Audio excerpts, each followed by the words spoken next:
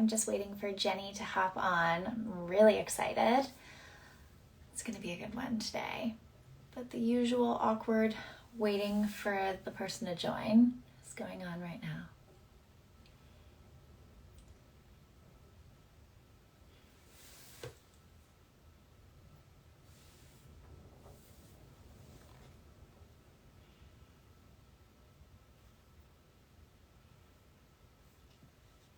Oh, she's here.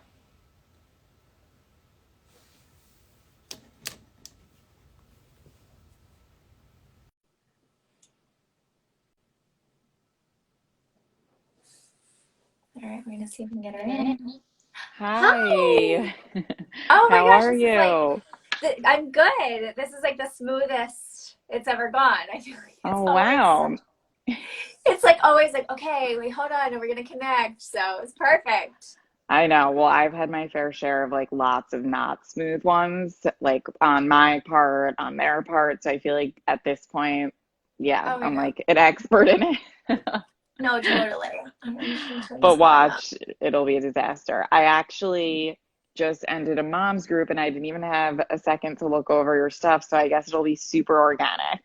Yes, totally. Well, I always like to, send along a couple of my burning questions that I know that I want to ask you, but I usually just like to talk to everyone, that I have on just about their path and what they do, and it's always very organic, so that's Great. okay. Yes. But yeah, I'm so excited to have you on. And for those of you that don't know, Jennie, she is the founder of Momommies, and just I don't even know if you'd like to be considered a parenting expert, but you're a parenting expert to me. I feel like you always just have all of the tips and tricks. And I know that there's not ever really a right or wrong answer to things because everyone's just figuring it out. But I think that you have a lot of the right answers. Thank you. Thank you for saying all of that. And I'm glad it resonates and can help. Like, more than Yes. thanking you, I'm just glad that you feel that way because it must mean that yeah, You're it doing feels something right to right you. because, yes, you're doing something right because you have a lot of people that love to follow you. And I think that you strike a really good balance. That's what I wanted to talk to you today is it's kind of striking that balance between, giving advice, but also I think the reason, at least for me, that it resonates is that you do it sort of in a modern and kind of fresh way. I think a lot of times it can feel very like boring or like someone's like waving their finger at you being like you need to do this, and it's not I never feel like it comes out in that way from you. And so I just kind of wanted to get your thoughts on like what your approach is when you're talking about giving advice and when you're creating content around what you're an expert at.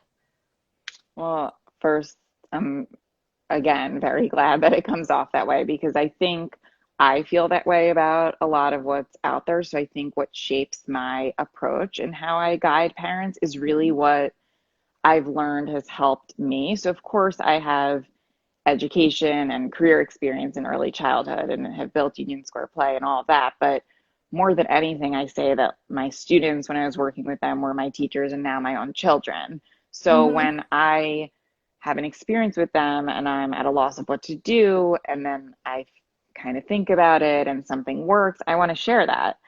However, I would never do so in a way like, if you're not doing this, like you're missing something, because I've also had to kind of evolve and get to that place myself, even with all of my education. And that's really what inspired Momommy is that initially it might have been one of those waving fingers platforms, like inadvertently, it might have just been me Mm-hmm. sharing what I've learned in school and in the classroom. But then 2 months after I launched it, I became a mom and was like, wait, like, wow, I know what mom guilt is now. I know what not having time to implement these strategies is now. I know what Mm-hmm. feeling so tired is that, like, who cares about all the Right. educating? Like, I started to realize all that, thank goodness, before I started kind of preaching. So now I just Yeah. really do it in a way of like how I would want to Mm-hmm. come across something. Yeah, totally. And also, I mean, it's really interesting that you're saying that how you launched Mommies before you were even a mom yet. But Yeah. I feel like your career as, someone that speaks on childhood development and just being a parent, and then obviously Union Square Play, like you have so many different areas of what you do. And as you were building it, did you ever have this feeling of like, I don't even know exactly what I'm building? It just seems like, I think it's really easy for people to see like an overnight success, right? And be like, oh my gosh, she's got it all together. And, she's built this thing. But did you have these moments where you're like, I'm not even sure what I'm building, or I'm not sure what I'm doing, or you're doubting yourself?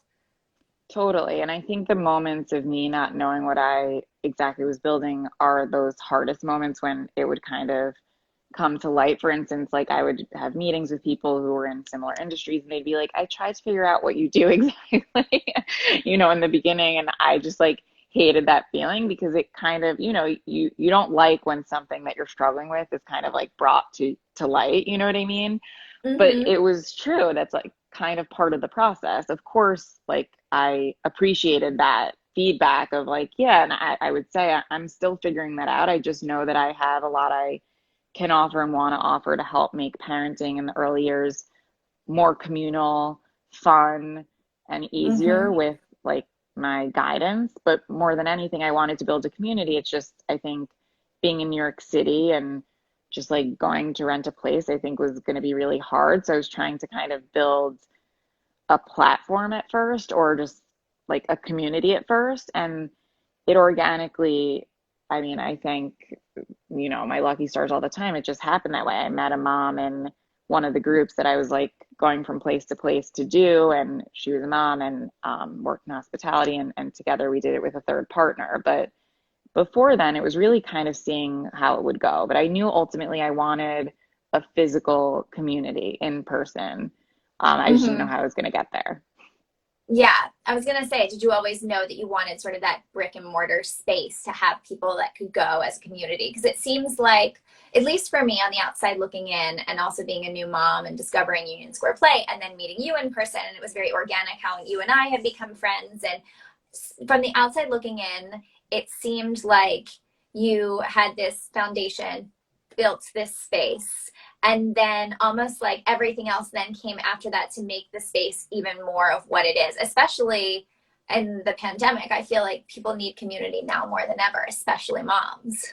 Yeah, and that's exactly right. Like that, I think I knew the obstacles of brick and mortar, that it's only one space. And right now, everyone's like reaching for the stars and to be able to connect with Mm-hmm. more than just what you can physically connect with in person, with online platforms and all that. So I knew I wanted both, but all the things that we've pivoted and are building now, like an app and at-home play kits and online moms groups, are things we always wanted to do, but that we knew we wanted to start after we really built this core community in person.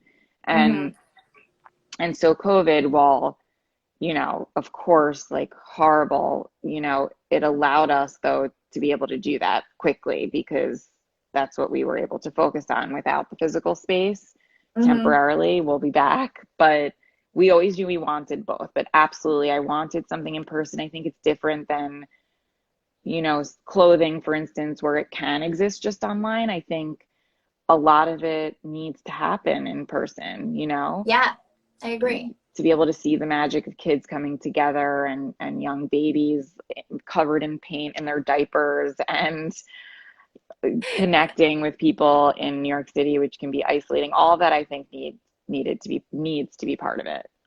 Yeah.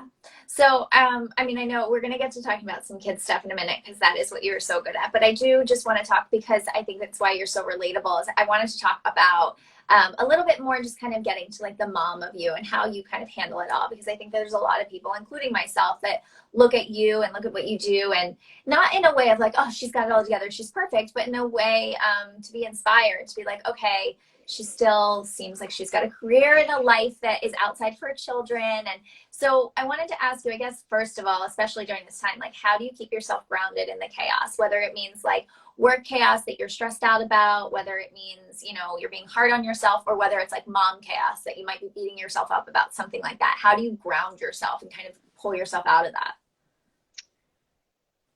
I know this might sound cliche, but I really do by being vulnerable and opening up about it. I think the reason that it can feel a little bit like dangerous, for lack of a better term, of presenting that I have it all together is because so often we think like sharing the vulnerable, especially on something like Instagram, just like isn't fun. People don't want to see it. However, those are the times when I felt the most connected and the most normal.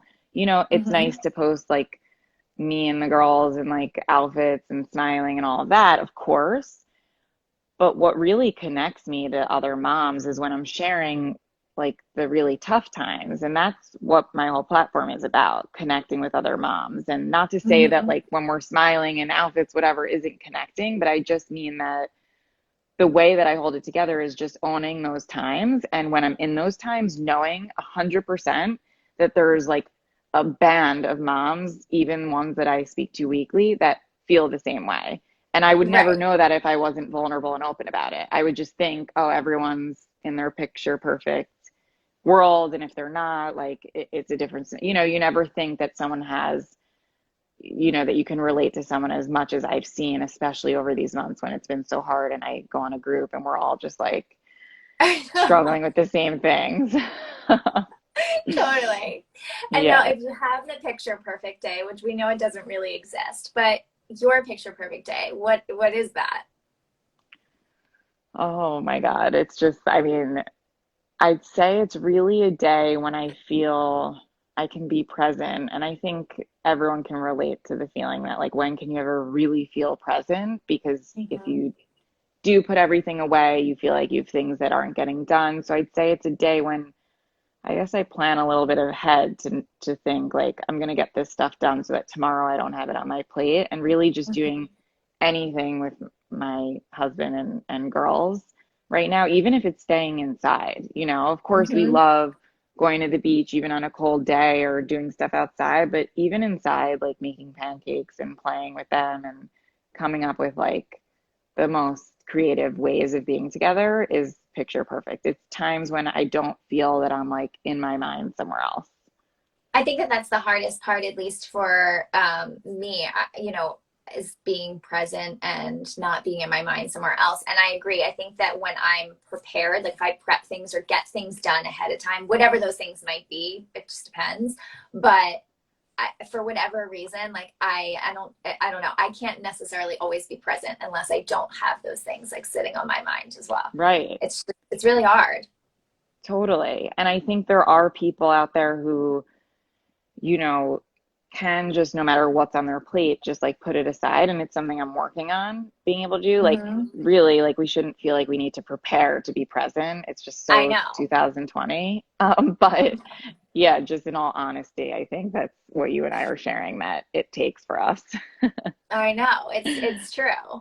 I also, just kind of like a little bit of a pivot, but I just thought of this as far as like, what you have done with Union Square Play and how you had the holiday market last year, which I loved, and I'm sad that there's so many of those types of things that we're missing out on this year. But did you feel like that was kind of like a step in the next direction of like really creating this 360 experience of Union Square Play? Because I thought it was so genius. It's like people come to you for all of the things with their children and activities and fun things and your mama tribe and the community, but then also to bring in vendors and new different things style related that people could discover. I loved that. Do you think you'll do it Yeah. again when we can? Yes, I absolutely hope so, for sure. Like we even now that we have our own product with these play packs are even more looking forward to having that Hmm. part of Union Square Play. We've talked about having like a bookstore, and yeah, for sure that's something that we hope to have and do when we're back physically. Yeah, I thought it was so genius. I really hope that you guys can stay in that area because I just thought like Yes. that space No, is no, so great definitely too. Union Square. Yeah. It has to be, right? Yes. Okay, so if you had some advice for other moms, other women, mom or not, that are struggling to sort of own their own talents, own their secret sauce, I think we pretty much discovered what yours is, and that you're so modern and relatable, and I think that that's what makes you stand out.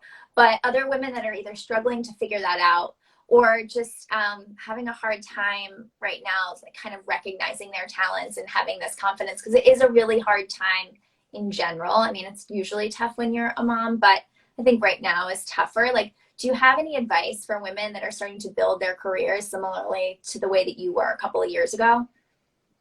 Definitely do, which at first I'm like, I don't know, but I remembered something, and it reminds me of conversations I've had very often with all the moms that I meet who are going through that stage, whether it's 6 months in or at 2 years old. A lot of moms are like trying to think about like, who am I, you know? Yeah, And what do I want to be as a person, not a mom, career, not career, what, all that stuff. And a few have reached out to me about, seeing if they can work with us or help us at Union Square Play. I think one thing for sure that happens is once you become a mom, you realize that you're passionate about kids, but maybe you're not in the field of early childhood, but you're passionate about your own kids. And I think right now, so that's why I think a lot of moms have reached out to me. But anyway, something that I say to them when they're like, I have no idea what I want to do. I just know that I love what you're doing and like if there's any way to help. And before I became a partner at Union Square Play, one of my partners, Anthony, when I had this same discussion, I was on the end of these moms I'm talking about. He just is like, okay, right. before you start rambling, I want you to go home and just email me your dreams. And so I would say to anyone who's trying to figure that out to just sit in front of a computer, even if your dreams are nothing that you think you'd want to do, like what are those dreams? Because it might be that you can create a whole business out of it. And Right. I think Email them to similar, yourself, right?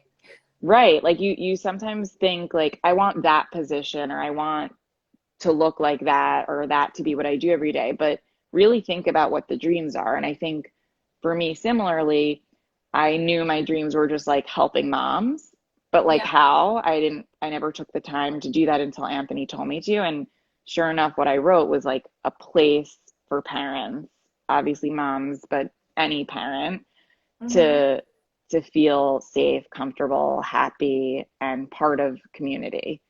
I didn't know Oh, I how I was going love to that. do that, but yeah, so I think writing down your dreams, even if it takes you a whole night, just Yeah, try to no, do it's it. but it's really important to write it down. And also you might think you know, but you actually have no idea. Yeah, exactly. Yeah. And so I've said that to Okay, I the want to get moms. into like what's that? So that's what I've told moms who have reached out to me about, like, I don't know how I want to help, but I know I want to. I say, write down your dreams and we take it from there. It's such good advice. Okay, so I want to get into some quick tips and tricks from you, but before I want to do a couple of rapid fire questions because I'm very interested in this kind of stuff with people in their Great. quarantine. Are you ready? Okay. Yes. Okay, so what's the most ridiculous thing that you bought in quarantine? Oh my God, there's definitely so many because you see the things that I buy. Like this blow up rocket sprinkler over the summer that like ended up blowing all over the backyard and we used maybe once. I'm trying to think of like what else. I ended up buying all of those like electronic things for facial hair and stuff, even though I really Oh don't yeah, have I much, went through luckily, that but phase like too. the eyebrow thing and like because I was like, Totally. I don't know when I'll be able to go. And so all of those, I Okay, guess. what's your power color? Red just came to mind, which I don't wear often, but I'd say when I wear it, I feel very powerful. Okay, I like it. Vintage or new? That's a hard one. I would have said vintage all along, but now I just feel like I don't even know where the cool vintage shops are anymore. So I'd No, say it's hard. new, but I love vintage. I just will need you to guide me. Okay. If you could raid one person's closet, who would it be? Wow. I don't even like. You can I skip want it. to say, Oh, yeah, I don't know. I want to say one of my close friends. Her name's Jessie Rudin. She just has the best just the style best and closet. yeah, but like also right now because she always looks comfortable and Mm, she has great casual wear. I love it. Okay. All right. So I want to get into this advice because we were talking about this before, and it's something that I'm finding to be a little bit tricky lately. So I have two toddlers. Well, one, I don't even know if she's a toddler anymore. She'll be 4 on Friday. And so she obviously communicates very well. And then my 1.5 year old, my almost 2 year old, is still struggling to communicate. And so the way that I speak to both of them is obviously different. And how we talk, but my big thing has always been kind of like how, teaching them manners and teaching them how to, be good people, have manners. And there was something so interesting that you had been posting on your channel just about, the things that we say to them, or like, okay, what do you say? Or say thank you, or, and kind of constantly prompting that. And it's so just instinct just for us to say that kind of stuff. So what is your advice when you're communicating with your kids, especially little kids, when they're in their formative years of learning all of this? How do you talk to them about that? And how do you teach them manners? It's such a good question. And it's obviously something that, like you said, is reflexive to me. Of course, when we have the pressures of society and other people around and adults, like it feels rude not to be like, say thank you when they receive a gift. But I'd say the most Right. effective ways are through modeling, and by modeling that through how we respond to our own children. So, for instance, if we want our children to form empathy as they get older, we need to have empathy towards them, which is why I'm constantly talking about when they have a tantrum or aggressive behavior. Of course, make sure everyone's safe, but make sure that we're having empathy towards what is underneath that behavior. So often we're like, that's Mm-hmm. rewarding it, and we don't want to give attention to it because then it'll exacerbate it. But what we need to remember is that the negative behavior comes from a place of I'm struggling and I don't have Mm-hmm. tools. So when we don't have empathy for that, they're not going to learn to, because inside their inner narrative is, I felt so frustrated, but no one really bothered to, so I'm not going to bother. You know what I mean? Obviously, I'm Right. simplifying it. And same with sharing, like, or saying, I'm sorry. I just remember, like, you know, I won't call anyone out, but like seeing friends with like 10-year-olds and they would bicker or fight, and the mom would be like, say sorry. And they'd be like, sorry. And it means nothing, you know? Right. And so I just knew that I didn't want my children to like say, please, thank you, I'm sorry, unless they knew what it meant, you know? Because then Mm-hmm. when do they start to know what it means? I wanted to just model that. So how does a child learn to say, I'm sorry?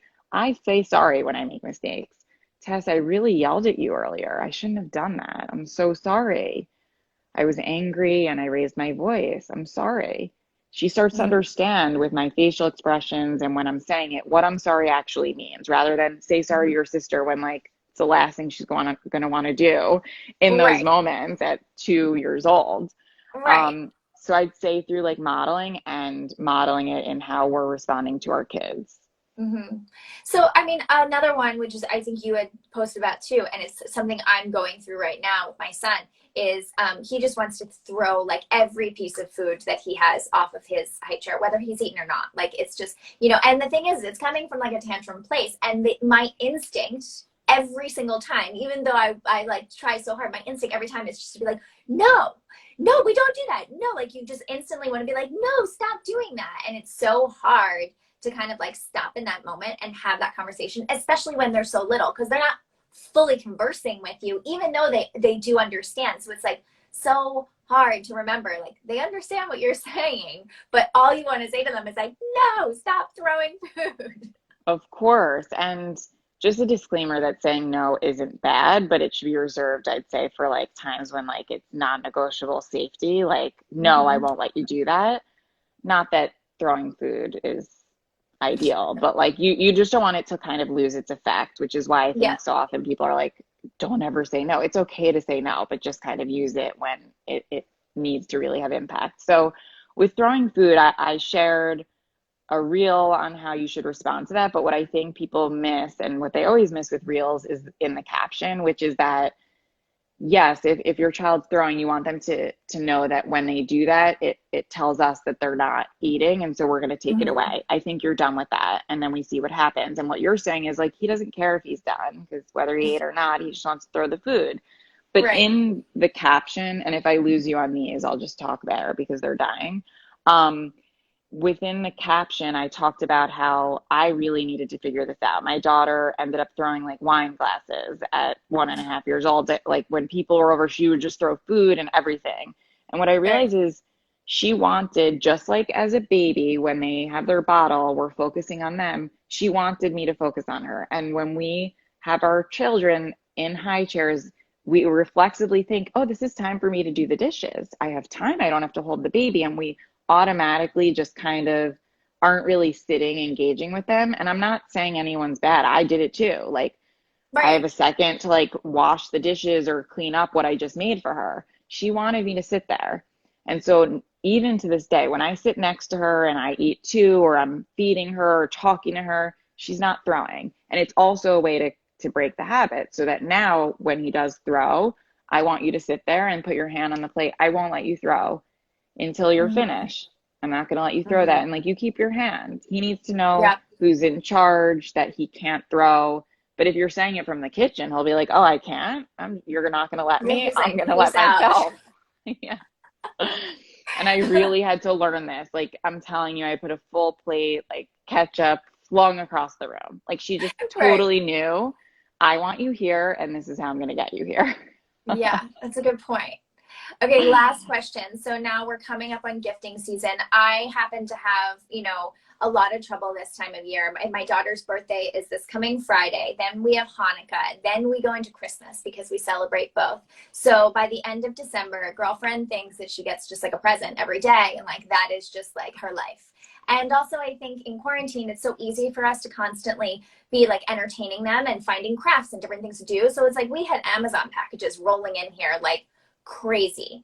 And it started to be the same thing where like she was just thinking like what's coming for me today, what are we going to open up today? And so when we're in these times of year of like gifting or around a birthday, how do you approach that as far as like being appreciative and kind of showing them of how they can say thank you, or if there's someone that's giving them a gift, but also trying to curb that? I mean, is there any tips for that? It's really tricky.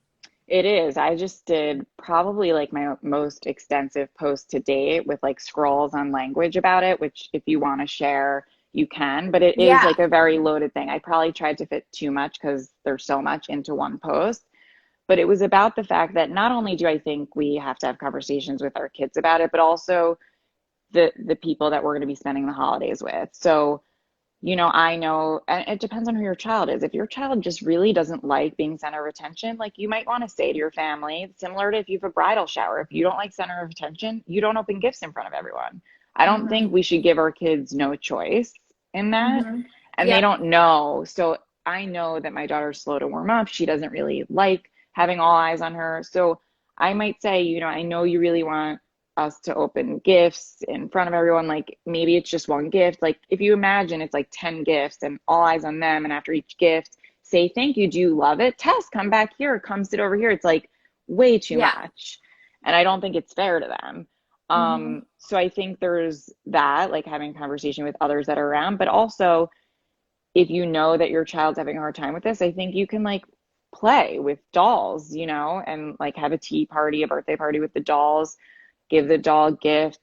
Oh, thank you so much for not saying this is what the doll should say, but like you act as the doll and you say that, um, It's trying a to lot of teach them still through play. modeling.